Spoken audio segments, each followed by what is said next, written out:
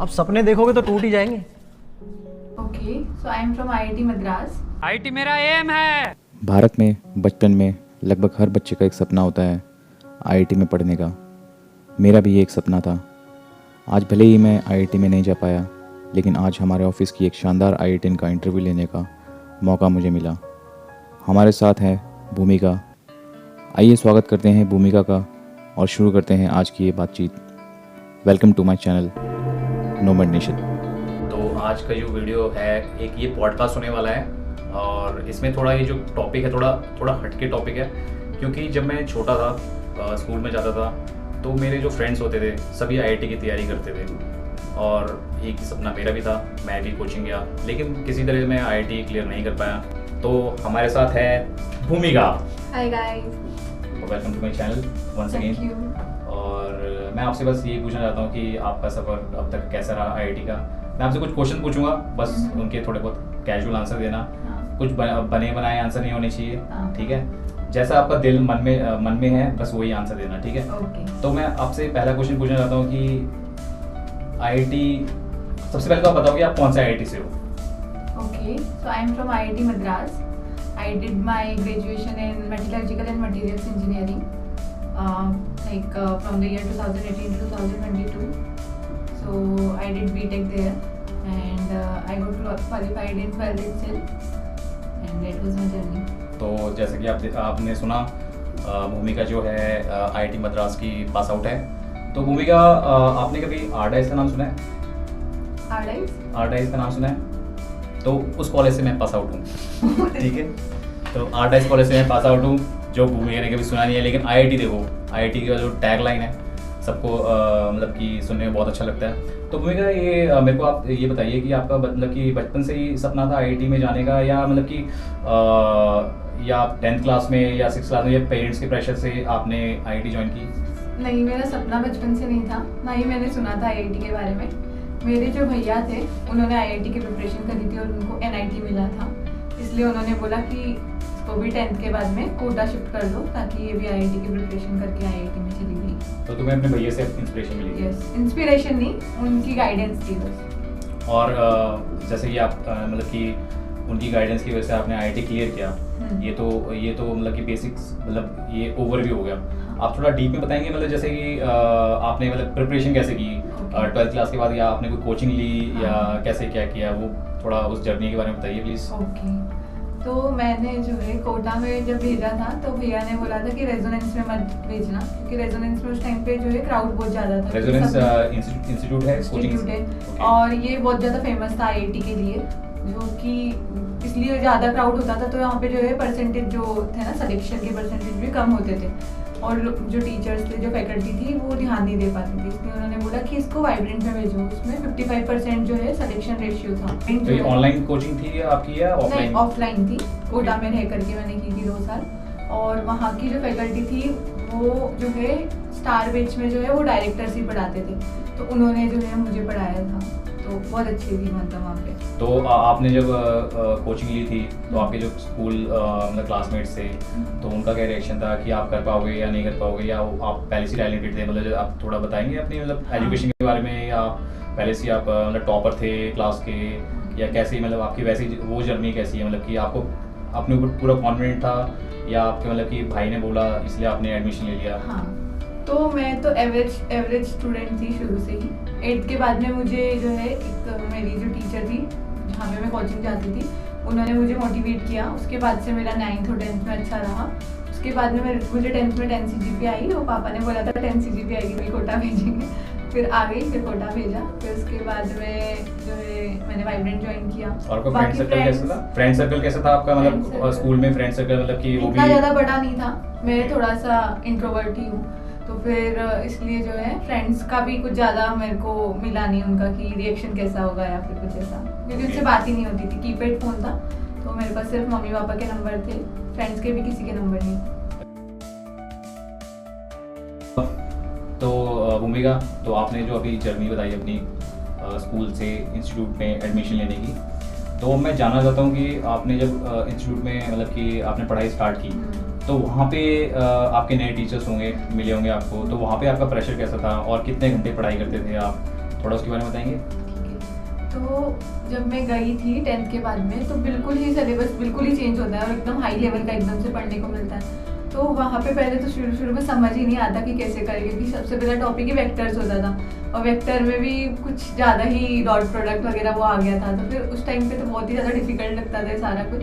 फिर उसके बाद में जो है बैच वगैरह भी चेंज होता है, तो अगर अपन हायर बैच में जाते हैं तो फिर फैकल्टी और ज़्यादा अच्छी मिलती है। तो फिर उसके बाद में जो है थोड़ा इम्प्रूवमेंट होने लगा। और एक मेरे को लगता है कि कंपटीशन सबसे इम्पोर्टेंट होता है वहाँ पे कोटा में, कि सामने वाले रूम की अगर लाइट जल रही है तो हमको भी ऐसा मोटिवेशन होता है कि हम जल्दी नहीं सोएंगे, हम भी लेट ही सोएंगे, क्योंकि वो सामने वाला पढ़ रहा है। आप तो मेरे ख्याल से अपने घर से आना जाना करते थे? हाँ। या हॉस्टल में रहते थे? नहीं, हॉस्टल में रहती थी और वहाँ पर जो है सब कुछ मैथ्स वगैरह सब होता था, तो सारी चीज़ें थी। तो कुछ स्टूडेंट्स ऐसे होते हैं जो बोलते हैं कि मैंने तो कुछ भी नहीं किया, मैंने कोई प्रिपरेशन नहीं की, लेकिन और अपने फ्रेंड्स के रूम में जाते हैं चुपचाप और बोलते हैं कि यार मैंने तो कुछ भी नहीं किया, तुमने कितना पढ़ा? तो फिर वो उनको बोलते हैं कि उनको भी बोलते हैं कि तुम भी मत पढ़ो, लेकिन वो उन्होंने जबकि इन द बैकग्राउंड उन्होंने सब कुछ पढ़ लिया होता है और टॉप कर जाते हैं, वैसा कुछ? नहीं।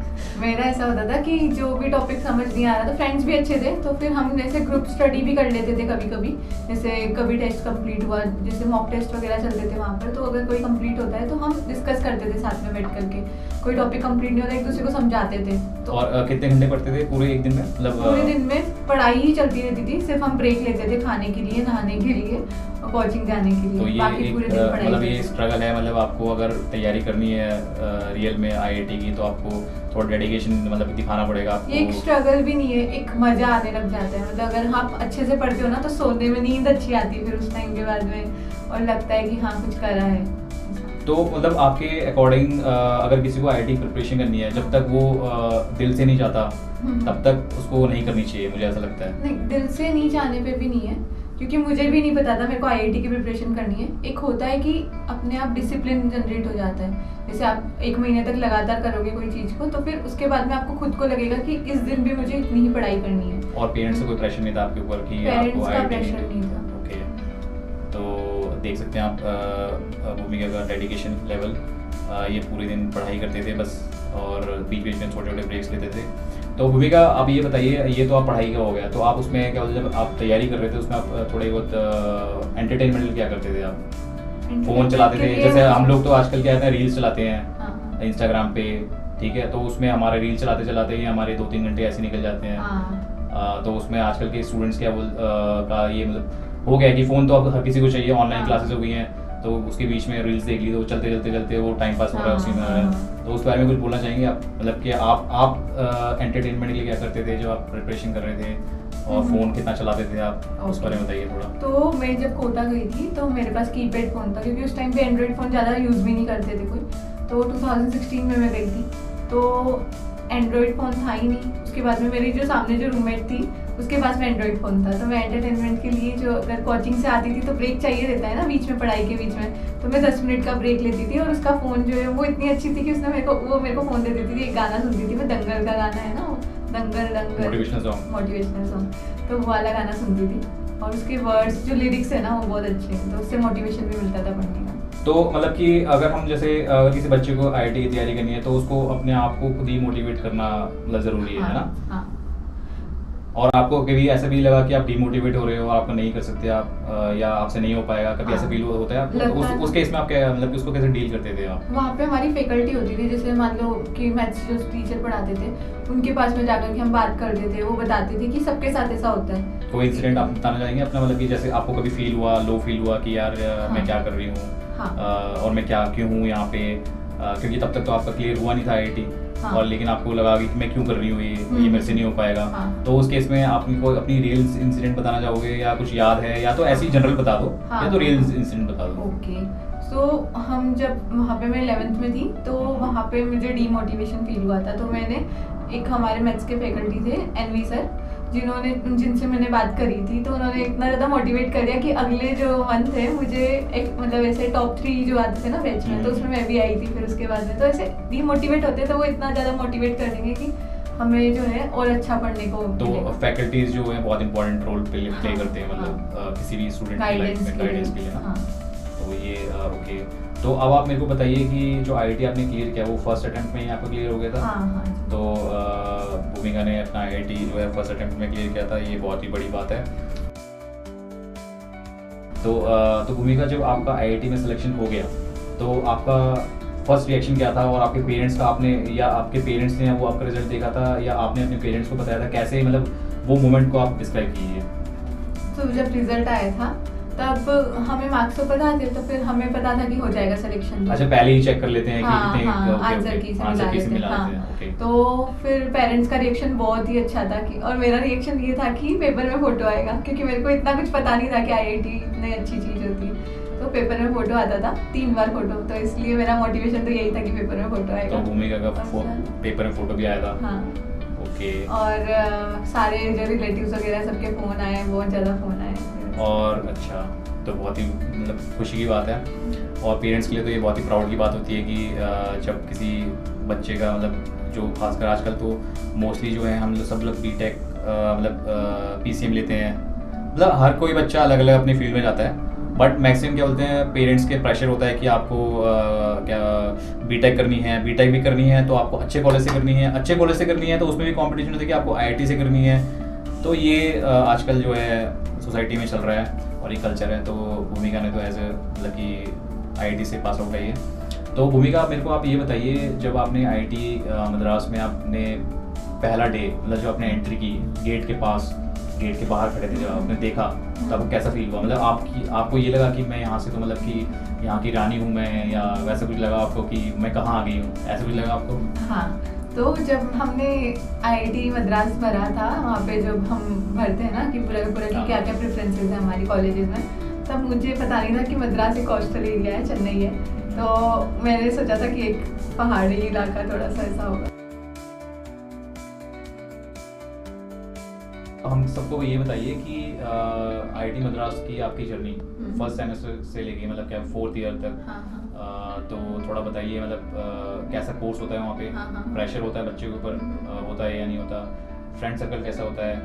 और वहाँ पे आप मतलब कि खाली टाइम पे क्या करते हैं और मज़े करने के लिए आप क्या करते हैं वहाँ पे? ओके, तो जब कैंप मतलब जो फर्स्ट ईयर स्टार्ट होता है तो उसमें हमारे पास में एक ऑप्शन होता है कि हम ब्रांच चेंज कर सकते हैं। अगर हमारी CGPA बहुत अच्छी है तो हमारी ब्रांच चेंज करके ऊपर वाली ब्रांच जैसे CS में भी मिल सकती है हमें ब्रांच। लेकिन उस टाइम पे इतना पता नहीं था, तो मेरे तो नॉर्मली CGPA थी 8, उसमें उसके लिए चाहिए 9.5 से ऊपर, और मेरी 8.5 से 9 के बीच में थी। और अगर पता होता तो ब्रांच चेंज हो जाती, लेकिन ठीक है अभी भी। और बाकी जो है वहाँ पर ऐसे कंपटीशन होता है, क्योंकि जो बच्चे हैं वहाँ पे RG करते हैं। जैसे आपने बोला था कि आपने जो पढ़ लिया और फिर बोले दूसरे से कि मैंने तो कुछ पढ़ाई नहीं करी और सोने का नाटक कर रहे हैं, तो ऐसे कुछ बच्चे होते हैं वहाँ पर जो कि RG करते हैं, वो लोग ब्रांच चेंज कर लेते हैं जल्दी। और वो अच्छी भी चीज़ है, कम से कम वो अपनी लाइफ में अच्छा अपग्रेड हो रहे हैं। और तो वहाँ पे जब IIT में जब बच्चा पढ़ रहा होता है तो वहाँ पे आपस में उनके बीच में कंपटीशन होता है? हाँ, ओके। तो यही कंपटीशन की वजह से जो है वो एक दूसरे को मिसगाइड कर देंगी, ये मैंने पढ़ाई नहीं करी, मैंने करी। लेकिन बहुत कम बच्चे होते हैं, सभी बहुत अच्छे होते हैं। और आप अपने मतलब खाली टाइम पे क्या करते थे वहाँ पे मतलब दोस्तों के साथ? हाँ। आपको कोई बेस्ट फ्रेंड बना वहाँ पे, या बहुत सारे फ्रेंड सर्कल आपका बड़ा था? आप बताइए उसके बारे में। तो हमारे पास जब मैं पहली बार वेरिफिकेशन के लिए जाते हैं, डॉक्यूमेंट्स वेरीफाई करवाने के लिए एक लाइन लगती है, तो वहाँ पर जब हम पहले ही दिन की बात है, उसी दिन जो है मेरी बेस्ट फ्रेंड्स दोनों की दोनों, जो अभी भी बेस्ट फ्रेंड है मेरी, वो दोनों की दोनों, हम तीनों लाइन में खड़े हुए थे एक साथ में, और हम एक दूसरे से पूछ रहे तू भी हिंदी है, मैं भी हिंदी। तो ऐसा कुछ अच्छा, हमने, क्योंकि ये लैंग्वेज बैरियर होता है। और वहाँ पर इतनी फ्लुएंटली इंग्लिश आती भी नहीं थी, तो फिर उस टाइम पे तो 12th के बाद तो, और इतना राजस्थान में चलता भी नहीं है ना कि इंग्लिश बोले क्लास स्कूल वगैरह में, तो फिर वहाँ पर तो बहुत मुश्किल हो जाता। तो फिर शुरू में तो फिर इसलिए हम ढूंढ रहे थे कोई हिंदी वाला मिल जाए। और खाली टाइम पे क्या करते थे वहाँ पे? मतलब खाली टाइम पे हमारे पास में जैसे कैंपस में साइकिलिंग करते थे, तो साइकिल होती थी, हम साइकिलिंग के लिए निकल जाते थे। और बाकी हम लोग ऐसे वॉक करने के लिए निकल जाते थे ऐसे। बाकी शुरू में हम गए थे तो वहाँ पे जो है सीनियर्स के साथ में इंटरेक्शन करने के लिए जो है हमारा ऐसे गेम्स वगैरह खिलवाते थे। जैसे हिमालय वहाँ पे एक मैच है, तो उसके सामने एक बड़ा सा ग्राउंड है, वहाँ पर बैठ कर के हम गेम्स वगैरह खेलते। हाँ, तो IIT मद्रास की आपकी सबसे बेस्ट याद क्या है, और वहाँ पे ऐसी कौन मतलब अंदर एक्सप्लोर करने के क्या आप बताएंगे थोड़ा? मतलब अंदर उसके कैंपस में क्या क्या चीज़ें हैं जो देखने लायक है। ओके, तो IIT मद्रास जो है उसके पास में एक नेशनल पार्क है, गिंडी नेशनल पार्क, और एक और स्नेक पार्क भी है। तो इसलिए उसमें जो ग्रीनरी है वो बहुत ज़्यादा है, क्योंकि वो पहले नेशनल पार्क ही था, उसके बाद में वो कैंपस बना है। तो इसलिए वहाँ पर ग्रीनरी अच्छी खासी है, और वहाँ पर जो है जितने भी कॉलेज, मतलब जैसे हमारी क्लासेज जहाँ पे होती थी, तो वो सारी की सारी बिल्डिंग बहुत दूर दूर होती थी। तो इसलिए जो है वॉक करने को भी अच्छा मिलता था, साइकिलिंग करने को मिलता था, और वहाँ पर डियर्स भी होते थे, ब्लैक बक होती थी, एनवायरनमेंट मतलब बहुत ही बढ़िया पीसफुल और नेचर से जुड़ा हुआ था। और फैकल्टीज के बारे में कुछ बताएंगे, कितने हाँ। सपोर्टिव होते थे, या सपोर्टिव होते थे, या प्रोजेक्ट्स पे प्रोजेक्ट देते रहते थे बच्चों को कि हाँ। आपको ये करना है, प्रेशर हाँ। बहुत वैसा होता था, या बहुत सपोर्टिव होते थे, उनके बारे में थोड़ा मतलब बताइए। फैकल्टी बहुत ज़्यादा सपोर्टिव थी, और वो जो है अच्छे, मतलब ऐसे क्या बताऊं? हाँ बोल दो, कोई बात नहीं। कुछ सोच के बोलना पड़ेगा। फैकल्टी अच्छी थी, कुछ टाइम पे जो है वो ज़्यादा ओवरलोड कर देते थे, जैसे कोई कोर्स बहुत ज़्यादा डिफिकल्ट होता था और प्रेशर फील होता था, और रात में जो है हम जग के पढ़ाई करते थे, और सिर्फ आधे घंटे सो करके फिर हम पेपर देने जाते थे। एक तो पेपर दोस्तों आप सुन सकते हैं, अगर आपका IIT में क्लियर हो भी गया और IIT में आप चले भी गए, तो वहाँ पे भी आपको रात जागना पड़ सकता है प्रोजेक्ट्स कंप्लीट करने के लिए। मतलब मेहनत तो है कि लाइफ टाइम की बात है, तो आपको पूरी लाइफ टाइम मेहनत करनी पड़ेगी, तभी आप अपने लाइफ में कुछ कर पाएंगे।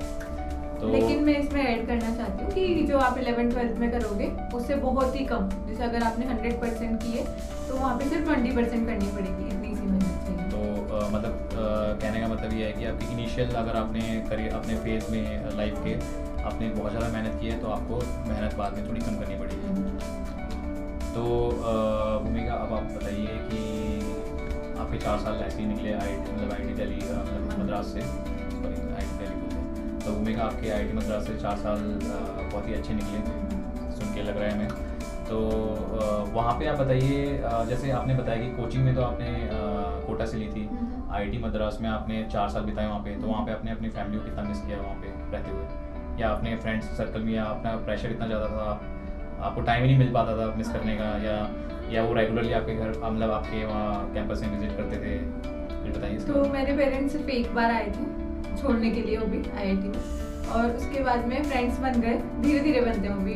पहले तो बहुत ज़्यादा याद आती है, क्योंकि एक सेमेस्टर तक तो फ्रेंड्स, क्योंकि अच्छे से बनने में, क्योंकि पहले तो बड़ा ग्रुप बन जाता है, फिर धीरे धीरे कम हो जाते हैं। ये हर जगह की, हर कॉलेज की बात है। हाँ। पहले ग्रुप जो होता है वो बहुत बड़ा होता है, हाँ। फिर उसमें कुछ लड़ाइयाँ होती हैं तो वो छोटा हो जाता है, हाँ। फिर उन ग्रुप में कुछ और थोड़े डिस्प्यूट्स होते हैं तो वो और छोटा हो जाता हाँ। है, फिर लास्ट में 1 या 2 फ्रेंड्स रह जाते हैं। तो ये यूनिवर्सल ट्रुथ है दोस्तों। हाँ।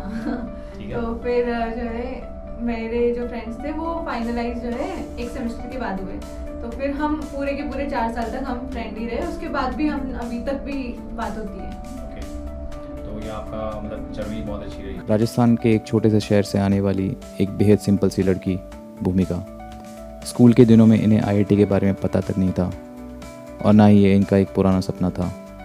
लेकिन जब पता चला तो इन्होंने वो कर दिखाया जो बहुतों का सपना होता है।